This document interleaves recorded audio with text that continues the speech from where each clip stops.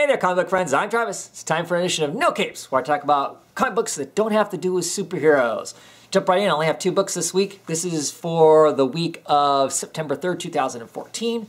First off, we have Names, or The Names, actually. A Peter Milligan book. He was writing it, so of course I jumped on. This is an 8-issue miniseries from Vertigo. I really had no idea exactly what the book was about. For me, as soon as I see Peter Milligan's name on it, pretty much I'm going to try it out. I've been a big fan of his for many, many years. Clear back to Shade the Changing Man before Vertigo actually was even really an imprint yet.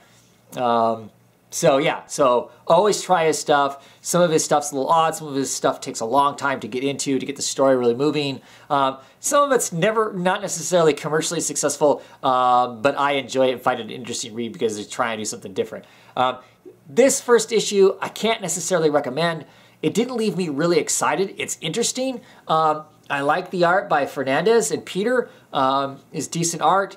It's dynamic. But basically the premise is this starts out with we're like Wall Street, and a man called Mr. Surgeon basically forces a guy to leap out of a 50-story building and writing a suicide note. The guy doesn't want to do it, but somehow he gets forced into doing it. The guy's not a suicidal type person. The note gets left for his young, seemingly trophy wife, except she's not. She actually really cares about him and actually loves him. She doesn't accept that it's a suicide. She starts looking into it. This secret group of people that are tied to a lot of financial institutions, like one's in Hong Kong and one's in England and that sort of thing, has something to do with this clandestine kind of thing that end up basically murdering this guy. She starts poking around, and it's going to start stirring stuff up. Do we know what's going to happen for sure? No. One of the more curious things in this is she goes to her husband's son, who is like a prodigy of mathematics, I guess. Doesn't really talk, seemingly hates our main character because she's the second mom and he doesn't like her. He doesn't talk to her, all that kind of stuff. That's the impression we get from our main character, that he does not like her whatsoever. He's at like a halfway home kind of places where he stays at and does all of his math and everything. And she tries to visit, she tries to explain what happened to the father, wants to know if he's suicidal. Of course, this boy doesn't say anything, so she leaves. After she leaves, he pulls a book off the shelf. I can't remember the title of the book, but it had some relative meaning of kind of interest. And inside the book is a whole bunch of pictures of her. Most of the pictures are pictures of her and probably his father, but he's cut his father out of the picture, so they are just pictures of her. So, does he hate her, or does he have this whole other set of mixed feelings about her, and that's why he treats her the way she does? That could be interesting. That could be a very interesting part of the story. How it's going to tie into the rest of the dynamics of this, fake suicide and this, secret group of people that are dealing in finances. I don't know. Does that make the book sound exciting? If it does, check it out. It didn't knock my socks off. I'm interested. And for being 8 issues and being Milligan, I know, I believe, I'm confident there's going to be a payoff in there. So I'm not worried about the book yet. We get 2 or 3 issues in, and we're still not getting excited, then maybe. But interesting book. And finally, Southern Bastards issue number 4. Now, I'll be quite honest with you. I actually took this off my pull list. The first 3 issues were okay, but I didn't feel like I was getting some sort of the payoff that I wanted. Huge fan of Jason Aaron's work on Scalped. I read it all in trades, and maybe if I read it in singles, I would have moments where I felt the same way I did about this one. I wanted something exciting to happen, something dynamic. I mean, there was stuff going on, but it just wasn't really clicking. So I decided, 4 issues in, I'm going to be done for now. I'll try it in trades. Maybe that's going to be a better read for me. Maybe I'll enjoy it that way, like I enjoyed Scalp. Get this issue, and everything was paid off for.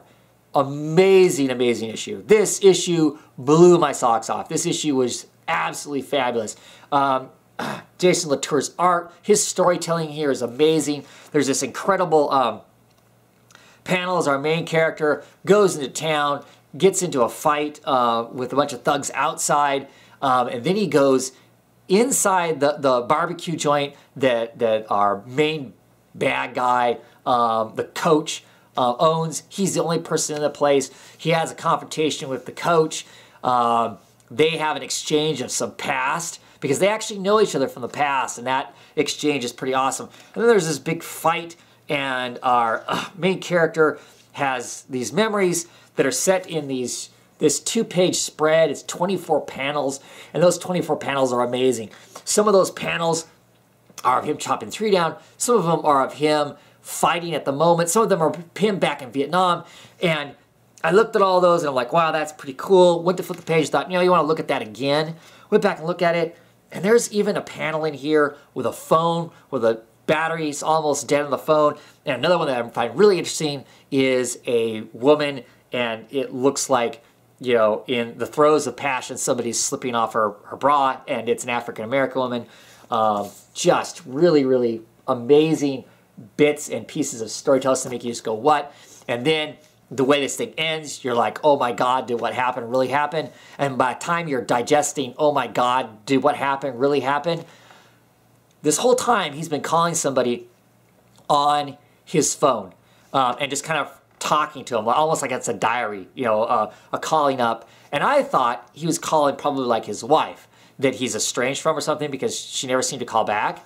But he would call and it'd be kind of this diary, this is what's happening today. He's always talking about how he hates the place, wants to be out of that county and all that stuff in kind of a diary type fashion and never getting, and he's always going, please just call me back, and you never get back. Well, the person calls back, and the person is not his wife at all. The person is somebody else. I don't really want to spoil it, but now I'm super excited because I think now the story is going to move to this other person and tell us something else exciting. Now it's gotten layered, whereas before it didn't feel very layered to me. It was basically this guy coming back to his hometown. His dad was a somebody there. He hated the county and the town.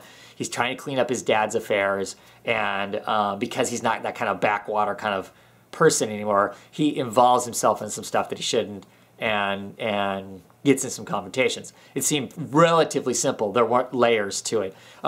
Issue number 4 adds all these amazing layers, makes those 3 issues very cool, makes some of those phone calls and all that stuff very interesting. Excited. It's going back on my pull because, of course, I ordered in advance. I'm going to have to scramble to get issue 5 probably off a shelf somewhere or order it from somebody who sells things currently, like Midtown or something like that, because now I'm super excited to be on it, happy to be reading it in singles. Great stuff, great book. That issue was an excellent issue. It probably was book of the week easy.